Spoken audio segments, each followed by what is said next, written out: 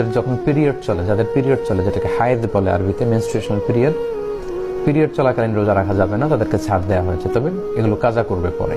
পাশাপাশি নেফাজ যেটাকে বলে, আফটার বেবি ডেলিভারি পিরিয়ড অথবা পোস্ট পার্টাম পিরিয়ড যেটাকে বলে, বাচ্চা ডেলিভারি দেওয়ার পরে আমাদের মায়েদের বোনদের যে ব্লিডিংটা হয় লম্বা সময়, প্রায় 40 দিন, রমাদান মাস যদি ওই টাইমে পড়ে যায় তাহলে এই সিয়ামগুলো তারা রাখতে পারবেন না এবং তাদেরকে ছাড় দেওয়া হয়েছে।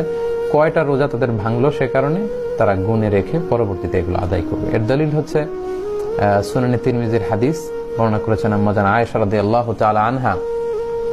তিনি বলেছেন যে কুন্না নাহিদু আলা আহদি রাসূলিল্লাহ সাল্লাল্লাহু আলাইহি সাল্লাম। আম্মা জান আয়েশা বলেন, আমরা আল্লাহ রাসূলের যুগে যখন আমাদের মাসিক হতো, সুম্মা নাথুর, এরপর আমরা সুস্থ হতাম, ফায়ামুরুনা বিকাদাইস সিয়াম, তখন আল্লাহর হাবিব সাল্লাল্লাহু আলাইহি ওয়াসাল্লাম রোজাগুলো কাজা করার জন্য আমাদেরকে আদেশ করতেন, কয়টা ভেঙেছো কাজা করে নাও।